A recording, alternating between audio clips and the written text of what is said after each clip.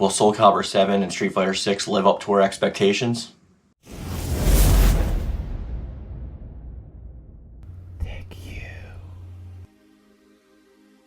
Hey, what's up guys? As I'm Mark Yoon, and today I'm bringing another hopefully exciting video. So what I got for you today is a little bit of a piggyback of a video that I've made like once a couple of years ago, I believe. And it was talking about just like tempering our expectations and whatnot. I want to preface this off the jump by saying that like they need to deliver a good game. That's the baseline. Like Street Fighter 6 and Soulcalibur 7 need to be good off of the jump.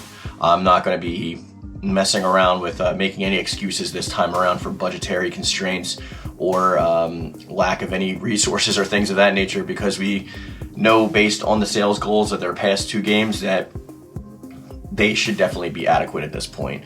So there's going to be no more excuses for me. I'm going to be probably harsher on Soulcalibur 7 than I was on Soulcalibur 6, just based off the pure fact that we know what happened with Soulcalibur 6 and the road leading up to it. But what I wanted to get at is kind of our expectations versus reality type of thing. Obviously, there's a lot that we want from these games. I'm going to focus particularly on like Soulcalibur 7 right now, because there's a lot of lead up from the last game. Street Fighter 6, not too much, just like a character and some like direction. But Season 2 like has us setting up this like huge overarching story that's going to lead into like a really good narrative, taking it away completely from the previous timeline's like story. So beyond just the story though, the base roster of characters needs to be adequate. Like I'm looking for at least, like, minus the guest characters obviously, everybody that was from Soulcalibur 6, including the DLC characters in the base roster, and a few additional characters in the base roster. This is the second game of their reboot, so there's going to be this is the first game, something to build upon kind of excuse that needs to have for that also. Now, I'm not expecting a ton of new characters. I'm expecting maybe like one or two characters that are going to be playable that weren't playable in 6 that still appeared in 6, maybe Curtis, something like that. I'm really hoping that like we can actually unlock characters and stuff. Like I don't want to just have everybody off the jump. Maybe the characters is fine to unlock, but definitely like customization options and weapons and things like that need to be unlockable and not just locked off. What I mean by that is like you can actually do those RPG elements in Libra of Souls, but all that stuff was contained within Libra of Souls game mode itself. None of that progress carried over to the rest of the game. If you're worried about balance, obviously we have ranked and unranked for that, so you don't really have to go into ranked with all that stuff, because just like most other games, when you go into ranked, everything's basically set back to its presets. Same thing with like Mortal Kombat. You can't use your customized stuff in ranked unless there's a specific mode for custom ranked, which usually there's not, generally. So just from what I'm talking about right now, you can tell that I have expectations for the game. Now, this is like my baseline expectations. There's things that I want that I'm not sure we're going to get. Obviously, I have a lot of desire for what's to come out of this next game, including Street Fighter 6. But Street Fighter 6, I'm a little bit more tempered with, because I've been burned so many times in the past with their base games, particularly Street Fighter 4 and Street Fighter 5. Were just so vanilla and bland, and Street Fighter 5 didn't even have an arcade mode, let alone a story mode, so there was really like nothing to do when you first got the game, with like the bare minimum of characters. And it's not like a freemium game like KI, where you obviously had 2 characters from the jump, but it's free, you know?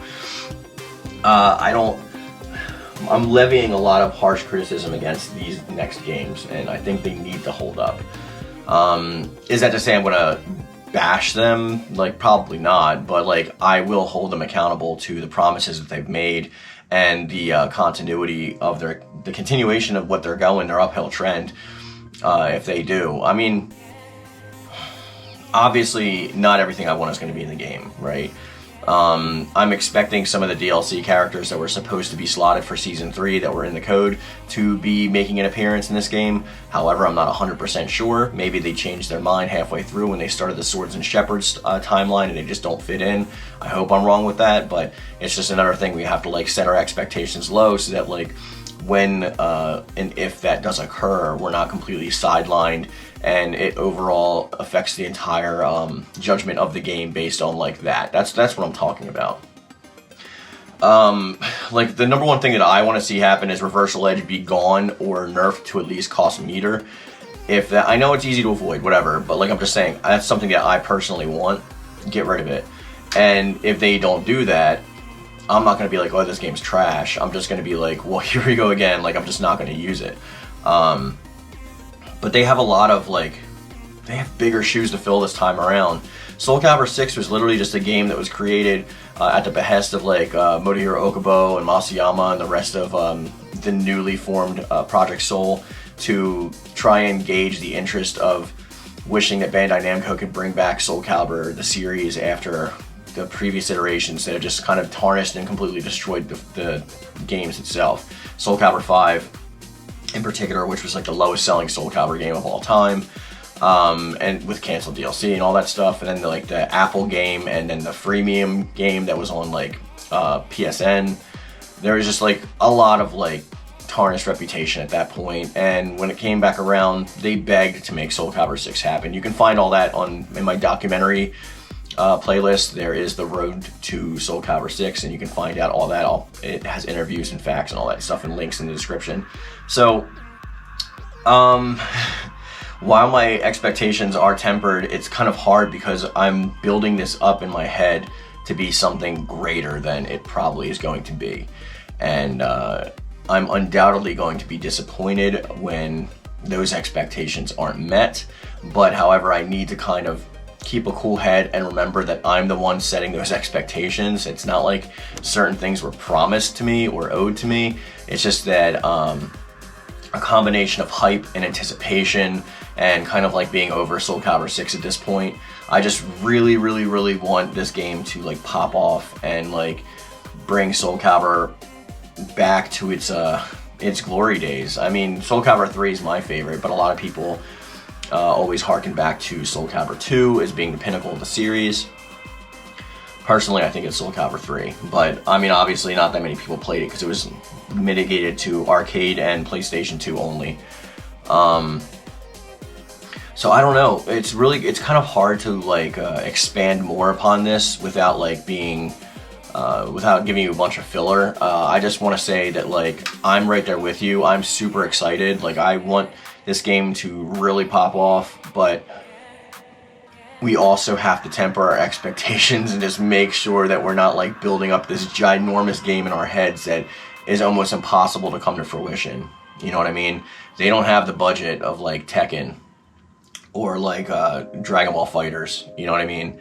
This is not that kind of game. And those of us who are in it have been in it for a while, or new fans who have joined the franchise in the most recent iterations, even with 6 being their first game. A lot of them don't know what to expect. So get excited. Let's feel the hype. We're going to start pumping out more Soulcalibur 7 content. There's so much speculation to be made at this point, based off of little inklings of data and truths that have like been already presented to us, that it's time to go ham. It's time to have fun. You guys know that this is the place to find all your Soulcalibur news, as well as other fighting games. Like everyone that's been on the channel for a while knows that like I cover most fighting games that I like to play personally. So look forward to that and more Street Fighter 6 content coming up soon.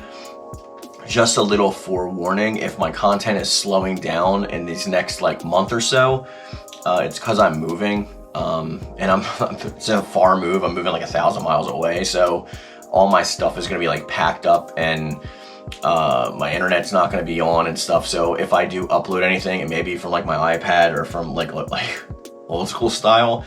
So we might not have like the background and all that stuff, but I will be trying to at least pump out like 1 video per week. That way the channel doesn't die off. But as soon as I'm moved and settled, we'll get back to our like 3 videos per week type of thing. And I might actually want to set up my streaming setup again in the new office, just so like we have a dedicated streaming day like we used to at Saturday. But any thoughts are always welcome in the comment section down below, guys, and we're going to bring this video to a close. And I want to thank you guys for watching and subscribing and all that good stuff. And as I always say, I love it. Thank you. And thank you.